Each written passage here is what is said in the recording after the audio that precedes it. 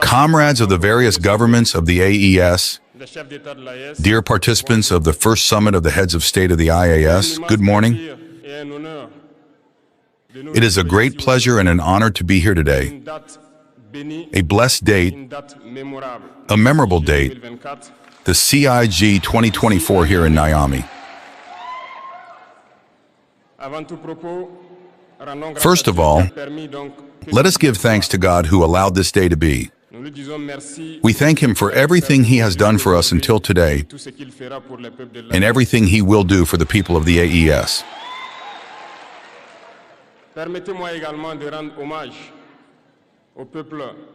Let me also pay tribute to the Nigerian people. This people who have suffered so much since the advent of the CIG and who continue to stand up. Thank you to the Nigerians who gave us a warm welcome yesterday when we swept the soil of our homeland here. You are more than friends. You are more than neighbors. You are our brothers. You are our sisters. Because brotherhood goes beyond friendship or neighborhood. We have the same blood that flows in our veins. In our veins flows the blood of these valiant warriors who fought and reserved this land that we call Mali, Burkina, and Niger. In our veins flows the blood of these valiant warriors who helped the whole world get rid of Nazism and many other plagues. In our veins flows the blood of these valiant warriors who were deported from Africa to Europe, America, Asia, or elsewhere, and who helped build these states during slavery.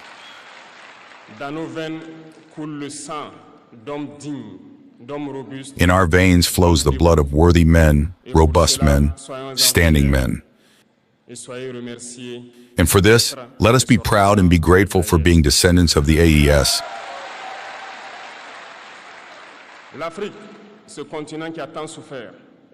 Africa, this continent that has suffered so much and continues to suffer because of imperialists. These imperialists have only one cliché in mind. Africa is the empire of slaves. This is how they see Africa.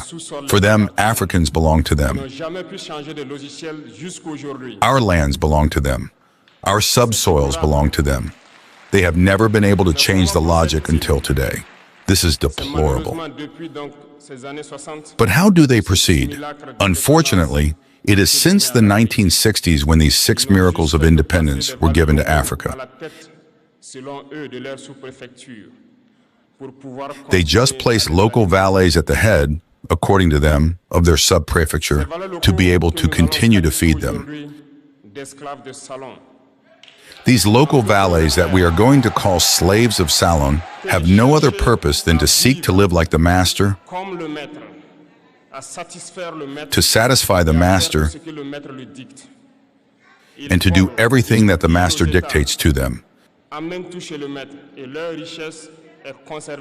They steal, they plunder our states, they bring everything to the master, and their wealth is kept with the master. They do everything to live like the master and always satisfy him. When the master commands, they execute. Do you know who these slaves of Salon are? Well, we are going to explain to you what they are. These are individuals who have no dignity, who have no morals, who have no personality. But the slave master has always known how to identify these individuals. They are always ready to betray their brother to satisfy the master. They have betrayed us since independence, and others continue to betray us to the benefit of their master. These individuals continue against all odds to plunder Africa, to help the master plunder Africa. They like to say it every year in their economic poll that Burkina is the poorest country, that Mali is the poorest country, that Niger is the poorest country. We are ranked among the last. Very well if we are as poor as they say, but when the time has come to take responsibility, we have asked this master to leave the place. Why don't they want to leave? When we take the case of Niger, for more than 40 years, some countries have been exploiting uranium to produce energy at home. From Ottawa to Paris, the streets are illuminated. It is the light. But in Niger, it is the darkness that has served us. When you leave our states, our soils are full of precious metals, such as gold. But often there is not even the slightest access road to reach the areas where they exploit gold, even less certain basic social services. This is why we have decided to revolt and to take the fate of our countries into our own hands. There are many other examples. But when we decided this way, well, we were approached by some saloon slaves to pass on the message of their master. Because they had created this kind of polymer chain that rises to the heads of our states to serve them.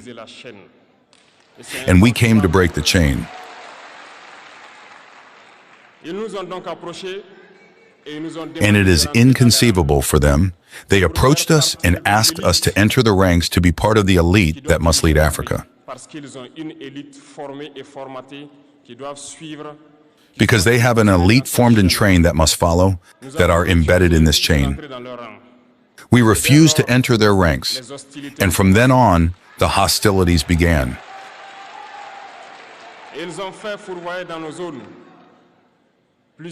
They made several mercenaries, deformers, agents to come down to the Sahel to lead barbaric, cowardly attacks against our people, hoping to revolt them. In addition to these attacks on the ground, the communication attacks, the manipulation, the disinformation are full in their ranks. But the people of the Sahel have understood that we will never be able to manipulate them again. They know where they come from, they know what they do, and they know where they are going. We will no longer allow this. People are awake, and people are fighting today, not for ourselves, but for future generations.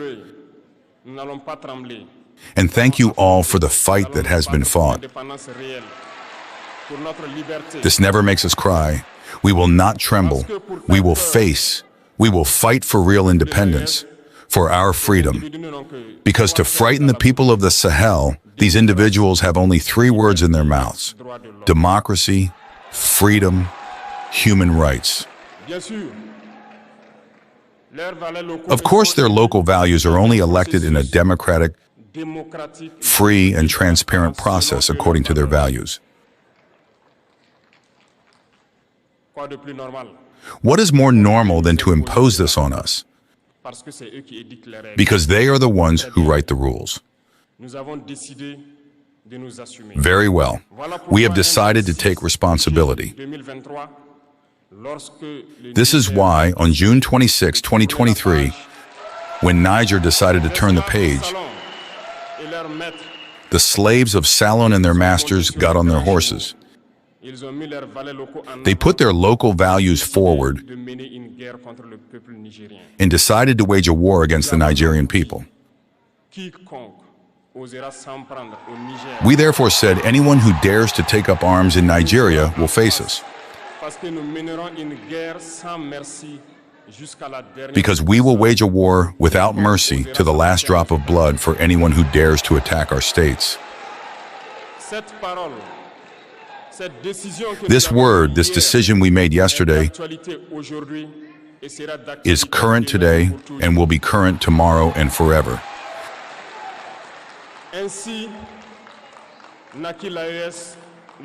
Thus, we won the EAS on September 16, 2023, in a mutual defense architecture. But we felt it was necessary to extend and expand the EAS architecture. What brings us together today must allow us to go to other areas in addition to defense, including finance and economy, infrastructure, health, education, and so on. I therefore wish this moment to be for us a story that we will write for the EIS, but above all, for Africa and for the whole world. May God illuminate each and every one of us. May God inspire us in the tasks entrusted to us. And above all, when we do all our work, may we have only one thing in mind, the supreme interest of our populations. On this, we once again pray, good God, that He accompanies us all in our different tasks, that He protects our fighters, who, thanks to them, allow us to sit here and exchange about the future of our states. So once again, thank you, Nigerian people. Be united and united as one, people of the EAS, the homeland, or the death.